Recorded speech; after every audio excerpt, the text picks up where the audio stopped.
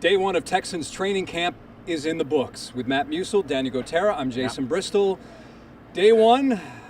We're back. Heat. We're Heat. back. Yeah, we're You back. said that like you're out of breath, Jason. Wait a minute. Well, Were you running look at this wind guy. sprints? Look Oh, at no, this no, guy. I'm fully covered. I have the air pack. I have the glasses. I'm not messing around. I mean, last year, I've done this now for 14 years. 13 years before, I was failing miserably. But now I am ready and I am prepared. Well, technology has kept up now. This is true. This is true. A wet towel, and we have an umbrella behind our camera here. Our photographer Mike Orta set it up, so kudos to him. Hey, yeah, but we're here. During OTAs and the mandatory minicamp, it was great to see DeMeco, the coach, not DeMeco, the player, on these same fields. That was fun. But then today, to see he's the maestro out there running camp, I just love seeing that. You know, I have so much confidence in this guy. He hasn't done anything as a head coach, but he did get people excited about this team, and I am too. And I think DeMeco is going to be a great head coach. I think our confidence is a little bit more well-placed this year in DeMeco than it was in Lovey. Not saying that Lovey was, bad. It just didn't work out for him. But you're right. I mean, you said that during our reports on the air.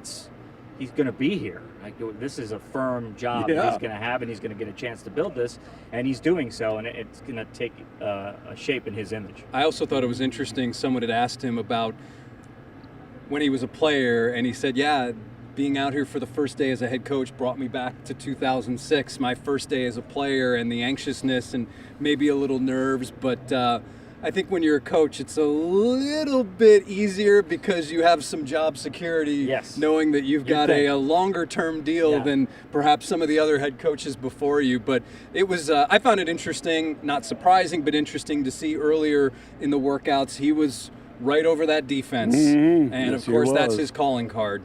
We've been asking him throughout OTAs, hey, you're going to be calling plays on defense? Well, he's going to be calling the plays on defense. He should. He proved himself to be a great play caller with some great athletes out in San Francisco. I fully expect that. One guy, we mentioned Titus Howard on the air, and of course that was big news. One guy I got to mention, John Mechie. My goodness. Yep. Diagnosed with leukemia last year, and he's overcome that. He looks good out here. He looked like he was ready to go. I mean, he looks like he's ready for game one. Yeah, he wasn't just out there, well, let me go through. No, he was out there going through. I love seeing that. I mean, John he's been Mechie. thinking about this for, a year? And, he's chomping at the bit to get out there. And talked about the diverse receivers that CJ is going to have to work with, and the quarterbacks, but we're assuming that CJ is going to be the starter because he looks so good out there. I mean, you've got Nico Collins. You've got a really wide array of talent that, if used properly, can be really, really good.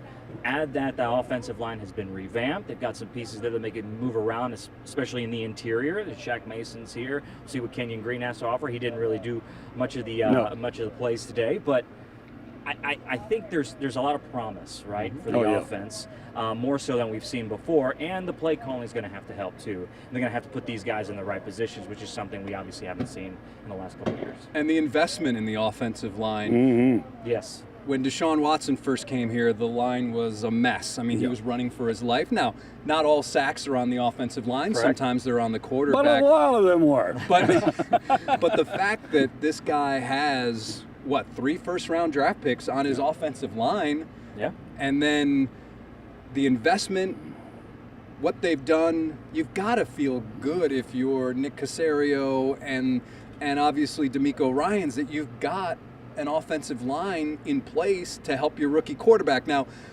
of course, leading up to this year, the offensive line, they've really invested in the offensive line, even before they went with this Titus Howard extension. Well, that too, and you got to be able to run the ball.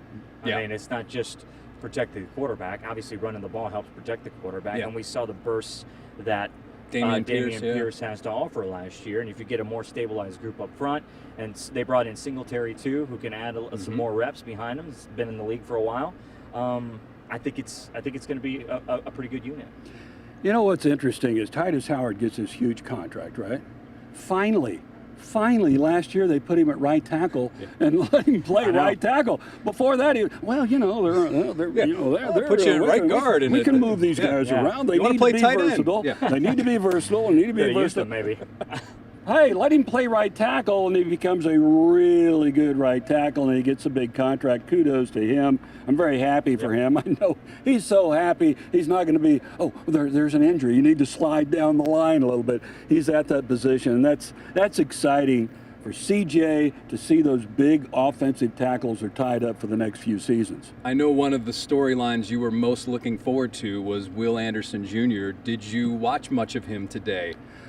Playing against air, I didn't see a lot of, Do you want to know my first impression of Will Anderson? Well, he's impressive, isn't he? Just as a physical guy. Well, yeah. And when I saw his thighs, the only thing that I could think of was Earl Campbell thighs. Like, they seem that big. And that guy has a motor, and wow, he is impressive. And of course, we've seen a lot of him in a suit. Yes. I mean, yes, right. Prior to him arriving here, and of course there were the organized team activities, rookie camp, and all that. But man, there's some burst. But just as a physical specimen, that guy, he's a dude. Yeah, we talk about, I noticed that last year when I was on the sidelines for Texas, Alabama. Mm-hmm. You just see the guys. This guy just stands out above everybody else. But everybody's talking about CJ. Will is just as important in this whole thing. I mean, they gave up a lot to get Will, but I mean, he's got to be that linchpin for this defense moving forward for years to come. Each side needs a quarterback. Obviously, we know one side is the quarterback. The other side needs a linebacker to take control, and he's definitely one of those guys. And he's not Von Miller. He's not a huge defensive end. He's going to need those big thighs, but he's just this guy's upside is for sure. All the way up. The most pro-ready guy probably in the draft. Yeah, and we're looking for him to mirror what DeMeco Ryans did when he came here. Not the exact position, but what DeMeco did. When he steps in as a rookie, he's a leader, and that's what Will is. Yep. That's what DeMeco saw in him. That's what Nick Caserio saw in him, and that's what they've got in him. And I'm just excited to see this guy develop day after day. Well, now we're looking forward to day number 2 of Texans training camp, as day 1 is in the books. With Matt Musil, Danny Gotera, I'm Jason Bristol. Thanks for watching. I'll still have this. Okay. By the way, I'm going to bring all this. Yeah, you probably need it for Do the I need to order you one? No, I'm good. Okay. I'm just weak. I've got one.